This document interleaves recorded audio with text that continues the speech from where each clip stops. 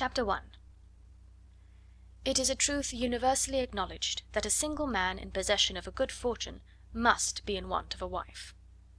However little known the feelings or views of such a man may be on his first entering a neighbourhood, this truth is so well fixed in the minds of the surrounding families that he is considered the rightful property of some one or other of their daughters.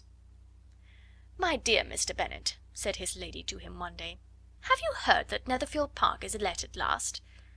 Mr. Bennet replied that he had not. "But it is," returned she, "for Mrs. Long has just been here, and she told me all about it." Mr. Bennet made no answer. "Do you not want to know who has taken it?" cried his wife impatiently.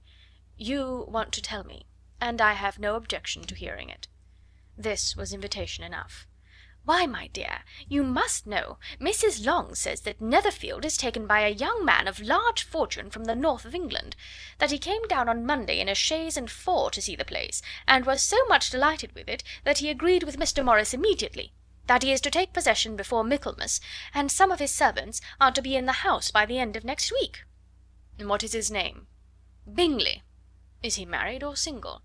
"Oh, single, my dear, to be sure. A single man of large fortune, 4,000 or 5,000 a year. What a fine thing for our girls!" "How so? How can it affect them?" "My dear Mr. Bennet," replied his wife, "how can you be so tiresome?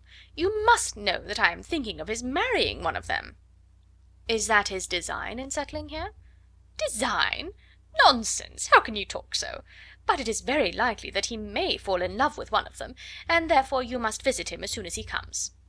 "I see no occasion for that. You and the girls may go, or you may send them by themselves, which perhaps will be still better, for as you are as handsome as any of them, Mr. Bingley may like you the best of the party." "My dear, you flatter me.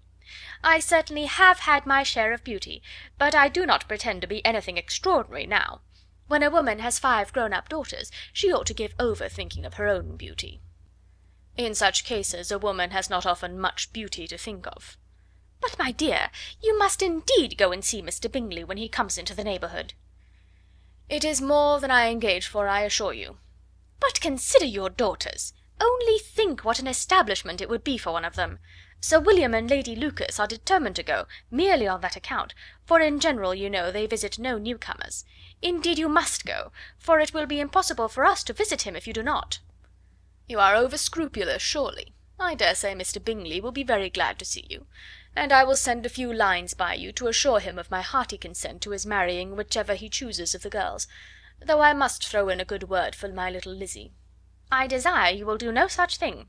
Lizzie is not a bit better than the others, and I am sure she is not half so handsome as Jane, no half so good humoured as Lydia. But you are always giving her the preference." "They have none of them much to recommend them," replied he. "They are all silly and ignorant like other girls, but Lizzie has something more of quickness than her sisters." "Mr. Bennet, how can you abuse your own children in such a way?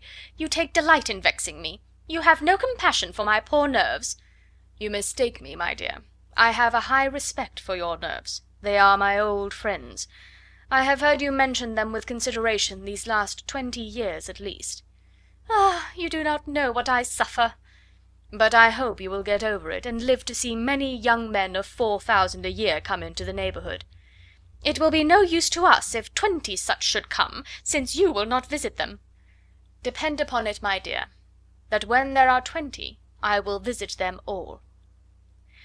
Mr. Bennet was so odd a mixture of quick parts, sarcastic humour, reserve, and caprice, that the experience of 23 years had been insufficient to make his wife understand his character. Her mind was less difficult to develop. She was a woman of mean understanding, little information, and uncertain temper. When she was discontented, she fancied herself nervous. The business of her life was to get her daughters married. Its solace was visiting and news. End of chapter 1.